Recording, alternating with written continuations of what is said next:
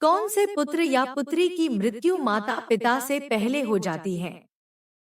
प्रिय श्रोताओं, इस प्रकार की घटनाएं अक्सर हमें देखने को और सुनने को मिलती रहती हैं कि किसी पिता के सामने उसके जवान पुत्र की मृत्यु हो जाती है। किसी पुत्र ने अपने माता पिता को इतना दुख दिया कि इतना दुख शायद कोई शत्रु भी नहीं देता। आखिर ऐसा क्यों होता है? आइए जानते हैं इस कहानी के माध्यम से। एक समय की बात है, हिमालय पर्वत के शिखर पर पक्षियों की एक विशाल सभा लगी हुई थी। उन सभी पक्षियों की आपस में कुछ ध्यान चर्चा चल रही थी। कुछ पक्षी प्रश्न कर रहे थे और उनमें से जो ज्ञानी पक्षी थे वे उन प्रश्नों के उत्तर दे रहे थे। ज्ञान चर्चा होते होते एक प्रश्न ऐसा खड़ा हो गया जिसे सुनकर सारे पक्षी सोच में पड़ गए। वह प्रश्न यह था कि मृत्यु लोक में कुछ पुत्रों की मृत्यु पिता से पहले क्यों हो जाती है और कुछ पुत्र माता पिता को दारुण दुख क्यों देते हैं? ऐसा क्यों होता है?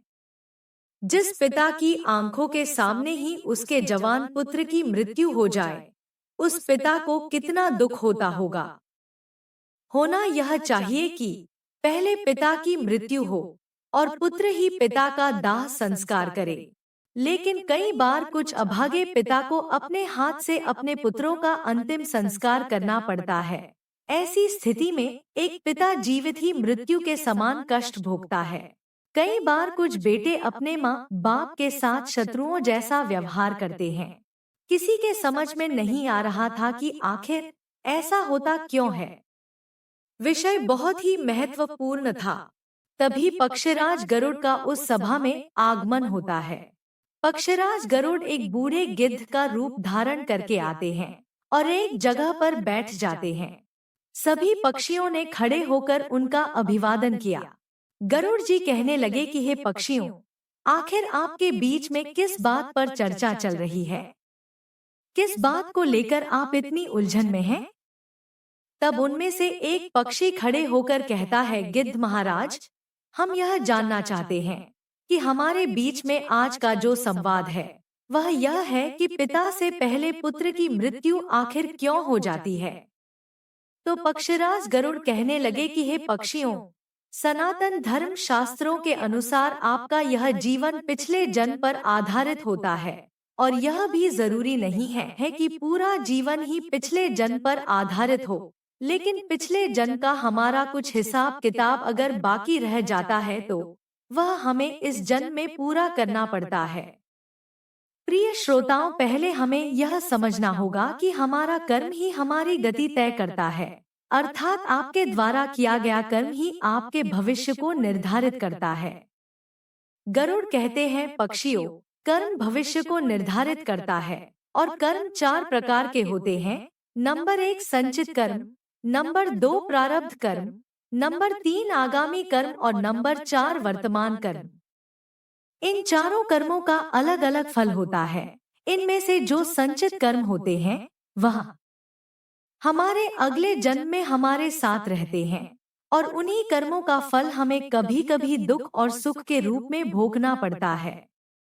मृत्यु के बाद यह भौतिक शरीर तो नष्ट हो जाता है, लेकिन जो सूक्ष्म शरीर होता है वह जन्म जन्मांतर तक आत्मा के साथ जुड़कर रहता है और हमारे जितने भी सगे संबंधी होते हैं वे सभी किसी ना किसी कारण हमारे साथ आते हैं।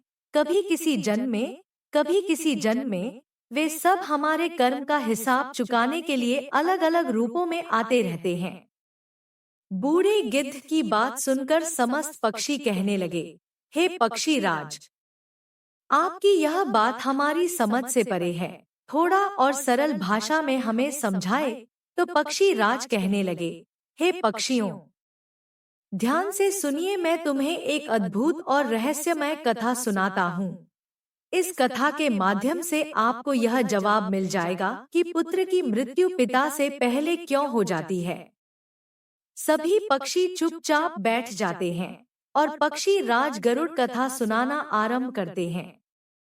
गरुड़ कहने लगे, हे पक्षियों, एक गांव में एक किसान रहता था। उसके परिवार में उसकी पत्नी और एक लड़का था। कुछ सालों के बाद किसान की पत्नी की मृत्यु हो जाती है। जिस समय किसान की पत्नी की मृत्यु हुई थी, उस समय लड़के की उम्र मात्र 10 साल की थी। तब किसान ने अपनी दूसरी शादी कर ली। उसके बाद किसान की दूसरी पत्नी से भी एक पुत्र पैदा होता है।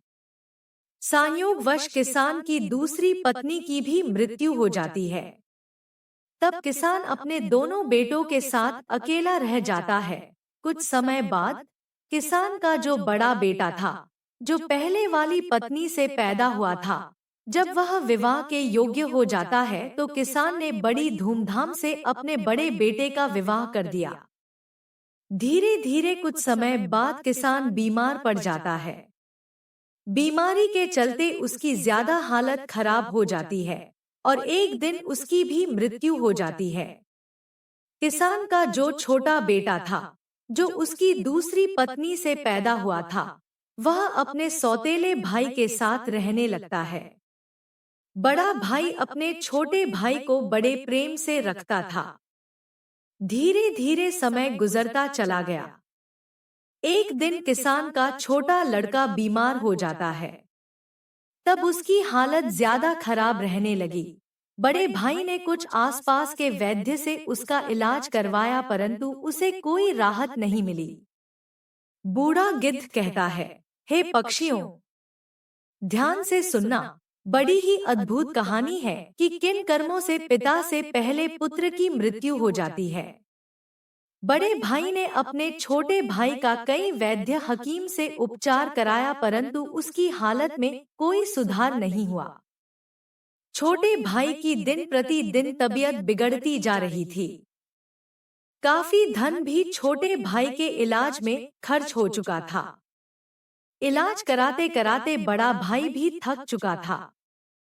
एक दिन बड़े भाई ने अपनी पत्नी से सलाह की, यदि मेरा छोटा भाई, जो सौतेली माँ से उत्पन्न है, अगर वह मर जाए तो हमें इसके इलाज के लिए पैसा खर्च नहीं करना पड़ेगा और जायदाद में भी आधा हिस्सा हमें नहीं देना पड़ेगा।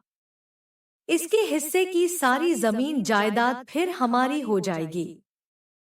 अपने भाई की जान से ज्यादा प्यारी उसके बड़े भाई को अपनी धन दौलत और भाई की धन दौलत लग रही थी।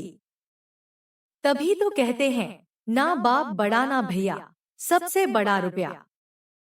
पति का सुझाव उसकी पत्नी को भी बहुत अच्छा लगा। तब उसकी पत्नी कहती है, ऐसे हम इसे मार भी तो नहीं सकते। यदि इसे मार दिया तो लोग समझेंगे कि हमने लालच में इसे मार डाला है। क्यों ना हम यह काम किसी वैद्य से करवाएं। आप जाओ और किसी वैद्य को लालच देकर उससे कहो कि इसे दवाई के बदले जहर देकर मार दे। इससे किसी को पता भी नहीं चलेगा और कोई रिश्तेदार भी हम पर शक नहीं करेगा। सब लोग कहेंगे कि यह बीमार था, इसलिए बीमारी से मृत्यु हो गई। बड़े भाई ने अपनी पत्नी की बात मान ली और मन में विचार करने लगा कि यदि किसी से बात की जाए तो हमारा काम बन जाए। फिर क्या था, बड़े भाई ने ऐसा ही किया। उसे एक निकट का ही घनिष्ठ वैद्य मिल जाता है। वह वैद्य पैसे का बड़ा लालची था। जब बड़े भाई ने उस वैद्य से बात की कि मुझे मेरे छोटे भाई को जहर देकर मरवाना है, वैद्य जी पहले तो हिचके, लेकिन जब किसान के बड़े बेटे ने वैद्य को 1000 मुद्राओं का लालच दिया तो वैद्य यह काम करने को राजी हो जाता है। उसका छोटा भाई बीमार तो रहता ही था, वैद्य उसका उपचार करने के बहाने से उसे देखने के लिए आता है और उसका इलाज करने के बहाने उसे जहर देकर चला जाता है। जहर के प्रभाव से तत्काल उसकी मृत्यु हो जाती है। वे दोनों बहुत प्रसन्न होते हैं। जो खुशी दूसरे के दुख की बुनियाद पर होती है, जो धन दूसरों की हिंसा करके कमाया जाता है, वह धन कभी आपको सुख नहीं दे सकता। और जो लोग दुख देकर सुख पाने की कामना करने वाले होते हैं, उनके यहाँ एक दिन महाभयानक दुख आता है। बूढ़ा गिद्ध कहता है, हे पक्षियों, इस प्रकार बड़े भाई ने अपने छोटे भाई को मार डाला और उसकी सारी धन संपत्ति पर अपना अधिकार जमा लिया। किसी रिश्तेदार को भी इस बात की भनक नहीं लगी, बल्कि सभी रिश्तेदार बड़े भाई की तारीफ करते और कहते, कितनी देखभाल की, कितनी सेवा की, पर बेचारा उसे बचा नहीं सका। क्या करता, रोग ही ऐसा असाध्य था। बेचारे की मृत्यु हो गई। दुनिया वालों को क्या पता था कि वह मरा नहीं, बल्कि उसे मारा गया है। बड़ा भाई पूरे विधि विधान से उसका अंतिम संस्कार भी कर देता है। धीरे धीरे समय निकलता चला गया। फिर गिद्ध कहता है, हे पक्षियों, कुछ महीनों के पश्चात उस किसान के बड़े लड़के की पत्नी को एक लड़का पैदा होता है। बेटे की खुशी में दोनों पति पत्नी बहुत प्रसन्न होते हैं।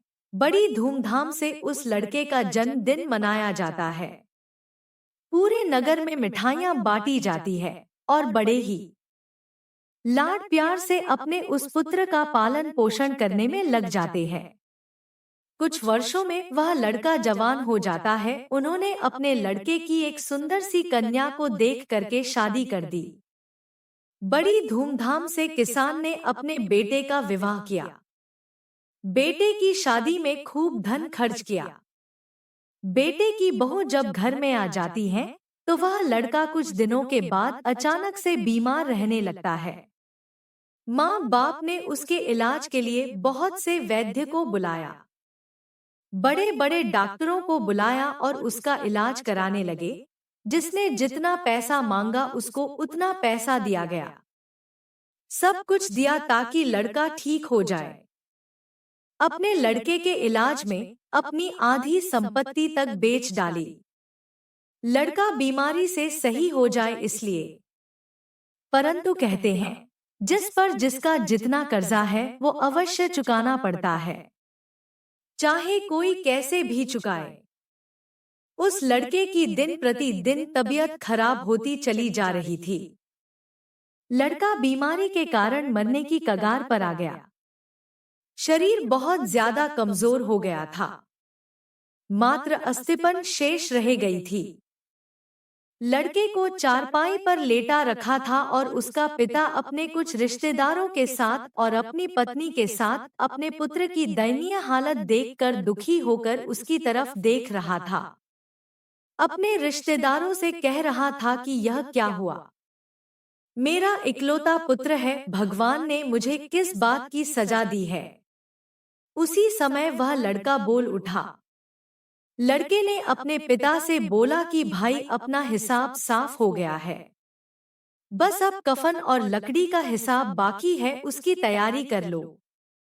यह सुनकर उसके पिता ने सोचा कि लगता है बीमारी के कारण लड़के का दिमाग भी ठीक से काम नहीं कर रहा है। देखो ना, मैं इसका बाप हूँ और यहाँ मुझे भाई कहकर बुला रहा है। तब लड़का कहता है, नहीं भाई, आप मेरे बाप इस जन्म में है, मैं तुम्हारा पिछले जन्म का भाई हूँ, याद कीजिए। यह सभी रिश्तेदार बैठे हुए हैं। मैं तुम्हारा छोटा भाई हूँ, तुम्हारी सौतेली माँ का बेटा, तुम्हारा छोटा भाई। जिस संपत्ति के लिए आपने मुझे जहर देकर मरवाया था, अब वही संपत्ति बिककर मेरे इलाज में लग चुकी है। आपके ऊपर मेरा जो धन था वह मैं धीरे धीरे अपने इलाज में लगवा चुका हूँ। यह सुनते ही उसका पिता एकदम से फूट फूट कर रोने लगता है और कहता है कि हाय, मेरे तो कुल का नाश हो गया। हाय, मैंने यह क्या किया, जो किया वो मेरे आगे आ गया। पर भाई, मुझे यह तो बता दो, मैंने जो किया था वह तो मुझे देखने को मिल गया, पर एक बात मेरे समझ में नहीं आई, इसमें तेरी पत्नी का क्या दोष है जो बेचारी ब्याह कर तेरे साथ आई है। यह तो निर्दोष है, अब इसको जिंदा जलाया जाएगा। गिद्ध बोला, हे पक्षियों, उस समय सती प्रथा चलती थी, अर्थात जिसमें पति के मरने के बाद पत्नी को पति की चिता पर जिंदा जलाया जाता था। तब वो लड़का कहने लगा कि हे भाई, आप मेरी बात ध्यान से सुनो। सभी बैठे हुए रिश्तेदार और तुम सब मेरी बात ध्यान से सुनो। तुमने वैद्य को मेरे इलाज के लिए बुलाया था, उस वैद्य को तुमने कुछ पैसों का लालच दिया था और उसने मुझे जहर दे दिया था। जो दुष्ट पैसों के कारण किसी को मारता है तो उसको भी उसका फल भोगना पड़ता है। गिद्ध बोला, पक्षियों, वह लड़का कह रहा था कि जिस वैद्य ने मुझे जहर खिलाया था तुम्हें उसके बारे में क्या पता है? तब उसके पिता ने कहा, हाँ बेटा, मुझे पता है, तुम्हारी मौत के 3 साल बाद वो वैद्य भी मर गया था। लड़के ने कहा कि वही वैद्य यह पत्नी के रूप में मेरे घर में आया है। मेरे मरने पर अब इसे जिंदा जलाया जाएगा। इसको भी इसके कर्म का फल अवश्य भोगना पड़ेगा। हमारे जीवन में आने वाला हर पात्र और प्रत्येक घटनाएं हमारे ही कर्मों की उपज होती हैं। हम जैसा बोते हैं वैसा ही हमें काटने को मिलता है। आज नहीं तो कल हमें हमारे कर्म का फल जरूर मिलेगा। जीवन के हर कठिन प्रश्न का जीवन से ही हल मिलता है। जितना गहरा कुआं होगा उतना ही मीठा जल मिलता है। गिद्ध बोला, पक्षियों, ऐसा कहकर वह किसान पुत्र मृत्यु को प्राप्त हो जाता है। उस किसान का दूसरा कोई पुत्र नहीं था, उसकी सारी संपत्ति का नाश हो जाता है। उसकी मृत्यु के बाद जो उसकी पत्नी थी उसको भी उसके साथ जिंदा जला दिया गया। उस वैद्य को भी उसके कर्म का फल मिल जाता है जिसने लालचवश उस किसान पुत्र को जहर दिया था। वह वैद्य मरकर उसकी पत्नी बना था, उसे भी मृत्यु के महाभयंकर कष्ट से होकर गुजरना पड़ा। इधर गिद्ध पक्षियों से कहता है, इस दुनिया में 4 प्रकार के पुत्र होते हैं और जो जो काम उसने किए हैं उन कामों का भुगतान भी किया जाता है। यह बात सुनकर पक्षी कहने लगे कि 4 प्रकार के पुत्र कौन से होते हैं? तब पक्षराज गरुड़ कहते हैं, हे पक्षियों, शास्त्रों में 4 प्रकार के पुत्र बताए गए हैं। पहला पुत्र होता है ऋणानुबंध, दूसरा पुत्र होता है शत्रु पुत्र, तीसरा पुत्र होता है उदासी और चौथा पुत्र होता है सेवक। ध्यान रखिए, जो पहले 2 पुत्र हैं, ऋणानुबंध पुत्र और शत्रु पुत्र, ये दोनों पुत्र आपके कर्मों के अनुसार ही आपके घर में जन्म लेते हैं, तो इनकी मृत्यु पिता से पहले हो जाती है। अगर किसी पुत्र की मृत्यु पिता से पहले हो जाए तो समझ लेना कि वो ऋणानुबंध और शत्रु पुत्र पैदा हुआ है। प्रचलित मान्यताओं के अनुसार यदि आपने अपने पूर्व जन्म में किसी को किसी भी प्रकार का दारुण दुख पहुंचाया है और वह व्यक्ति आपसे किसी भी तरह का बदला लेना चाहता है, लेकिन वो किसी कारण बस बदला नहीं ले पाया क्योंकि वो कमजोर था और वह इसी तरह तड़प तड़प कर मर जाता है, तो निश्चित मानिए वह व्यक्ति इस जन्म में आपका शत्रु पुत्र बनकर लौटेगा। तो उस पिता को कितना असहनीय दुख होता है। इसका मतलब यह होता है कि यदि आपका पुत्र आपको मृत्यु तुल्य कष्ट दे रहा है तो समझ लेना कि आपके पिछले जन्म का वह शत्रु हो सकता है या वह व्यक्ति हो सकता है जिसको आपने कभी मृत्यु तुल्य कष्ट दिया होगा। ऐसी संतान आपके जीवन को हर तरह से कष्टों से भर देती है, आपका जीवन नर्क बना देती है। ऐसी संतान आपको मारती है, सताती है, आपके धन संपत्ति को कुकर्म के माध्यम से बर्बाद कर देती है। भगवान श्री कृष्ण ने अर्जुन से गीता में स्पष्ट कहा है कि हे अर्जुन, इस संसार में जितने रिश्ते नाते हैं वे सभी पिछले कर्मों के अनुसार प्राप्त होते हैं। इस महाभारत में जितने भी तुम्हें तुम्हारे सगे संबंधी दिखाई दे रहे हैं, ये सभी तुम्हारे और इनके पिता का लेखा जोखा है। हे अर्जुन, तुम पूर्व जन्म में जब धर्म के पुत्र थे और मैं तुम्हारा बड़ा भाई था नारायण और तुम मेरे छोटे अनुज थे, उस समय तुमने इस दुर्योधन को पराजित किया था। उस समय दुर्योधन ने हार का बदला लेने के लिए यह प्रतिज्ञा कर रखी थी कि हे अर्जुन, मेरे सामने जब भी तू आएगा तब मैं तुझसे बदला लूंगा। हे अर्जुन, प्राणी को अपने कर्म का फल भोगना पड़ता है। जिसका जिस पर जितना कर्जा होता है वह उसको 100 जन्मों के बाद भी चुकाता है। और यही बात भगवान श्री कृष्ण ने पितामह भीष्म से कही थी। यहाँ बात महाभारत काल की है। महाभारत का भीष्म युद्ध समाप्त हो चुका था।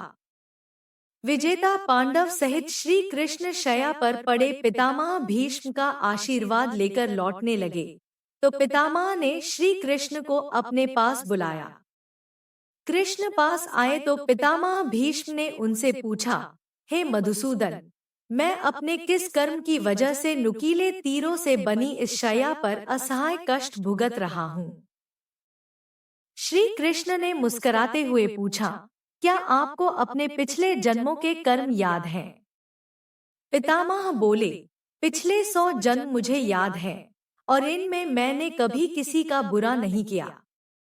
श्री कृष्ण ने उनसे सहमति जताते हुए कहा, यह सही है कि 100 जन्मों से आपने किसी का बुरा कुछ नहीं किया। यह 101वें जन्म की बात है। उस जन्म में भी आप एक युवराज थे। एक बार जंगल से गुजर रहे थे। एक पेड़ के नीचे कुछ देर आराम करने के बाद आप चलने लगे तो ऊपर से एक करकेंटा अर्थात कई पैरों वाला एक कीड़ा पेड़ की कटीली टहनी पर पीठ के बल गिरा। बेर के कांटे उसकी पीठ में धंस गए। बेचारा करकेंटा कांटों से निकलने की जितनी ही कोशिश करता, कांटे उसे उतना कष्ट देते। करकेंटा उसी अवस्था में कई दिन जीवित रहा। उसकी तकलीफ आपके नाम दर्ज हुई, लेकिन आपके पुण्य कर्म इतने प्रबल थे कि वह पाप फलित नहीं हो पा रहा था। इस बात को सुनकर भगवान श्री कृष्ण से पितामह बोले, फिर आज क्यों? पितामह के इस सवाल पर श्री कृष्ण ने उन्हें बताया, दुर्योधन की सभा में जब द्रौपदी का चीरहरण हो रहा था तब आप उसे बचाने में समर्थ थे। इसके बावजूद भी आपने दुर्योधन को रोकने की कोई कोशिश नहीं की। इससे आपका सारा पुण्य क्षीण हो गया और 101वें जन्म पहले के इस पाप को फलित होने का मौका मिल गया। कर्म के फल कभी न कभी मिलते ही हैं। इसलिए पृथ्वी पर निवास करने वाले प्रत्येक प्राणी व जीव जंतु को कर्म का फल भोगना ही पड़ता है और उनका कर्मों के अनुसार ही जन्म होता है। कभी किसी प्राणी को नहीं सताना चाहिए, भले ही वह छोटा सा कीड़ा ही क्यों न हो। इस संसार में 4 तरीके के पुत्र बताए हैं, जो 2 तरह के पुत्र होते हैं, ऋणानुबंध और शत्रु पुत्र, जिसके हम कर्जदार हैं। किसी का कर्ज हमने खाया है या किसी के पैसे लिए हैं और वो पैसे वापस नहीं दिए तो वह पैसे हमें चुकाने पड़ेंगे। यदि इसी जन्म में चुका दिए तब तो बहुत अच्छा है, और यदि वह दूसरे जन्म में चले गए तो आपको भी यही दारुण दुख झेलने को मिलेगा। वह पुत्र के रूप में जन्म लेगा या भाई के रूप में जन्म लेगा या आपके प्रिय किसी सगे संबंधी के रूप में जन्म लेगा, या फिर आप गधा बनेंगे या बैल बनेंगे और किसी न किसी रूप में आप उन पैसों को चुकाएंगे। आपको कर्ज तो जरूर चुकाना पड़ेगा, यही शाश्वत विधान है, यही प्रकृति का नियम है। हर क्रिया की प्रतिक्रिया जरूर होती है। बाकी के जो 2 पुत्र होते हैं, उदासीन और सेवक, उनकी मृत्यु पिता के बाद होती है। यह वह पुत्र होते हैं जो आपकी बहुत सेवा करते हैं, क्योंकि आपने पिछले जन्म में अच्छे कर्म किए थे। यानी कि ऐसा पिता पुत्रों की मृत्यु नहीं देखता। तो हमेशा हमें ध्यान रखना चाहिए कि किसी का कुछ भी उधार या उपकार हम ना ले, अगर ले तो फिर उसका वापस कर दे। दूसरी बात, किसी को इतना परेशान भी नहीं करना चाहिए कि वह हमसे कमजोर है और हम उसको मृत्यु के समान यातनाएं दे रहे हैं, तो वो भी मौका मिलते ही आपसे अपना हिसाब किताब जरूर चुकाने आएगा। अब तो आप समझ ही गए होंगे कि कौन से पुत्रों की मृत्यु पिता से पहले हो जाती है और कौन से पुत्र माँ बाप को कष्ट देने के लिए आते हैं। सीधी सी बात है, अगर हम किसी के साथ उपकार करते हैं, मुसीबत में उसकी मदद करते हैं, गरीबी लाचारी में उसको धन से मदद करते हैं या सहायता करते हैं, तो समझो आप अपने प्रियजन या पुण्य कर्म की संख्या बढ़ा रहे हैं और वह मित्र मुश्किल वक्त में आपके साथ जरूर खड़े होंगे। यदि हम किसी के साथ बुरा करते हैं तो अपने शत्रुओं की संख्या बढ़ाते हैं, जो आज नहीं तो कल किसी न किसी रूप में हमें चुकाना ही पड़ता है। दोस्तों, यदि आपको हमारे चैनल के द्वारा उपलब्ध कराई गई जानकारी व पौराणिक कथा सुनना अच्छा लगा है, तो वीडियो को लाइक करें, कमेंट करें, अपने रिश्तेदारों व मित्रों के साथ शेयर करें। चैनल को सब्सक्राइब करें एवं बेल आइकन को दबाएं ताकि हमारे हर नए वीडियो की अपडेट आप तक पहुंचती रहे। हमारा चैनल आपके सुखी व मंगलमय जीवन की कामना करता है। धन्यवाद।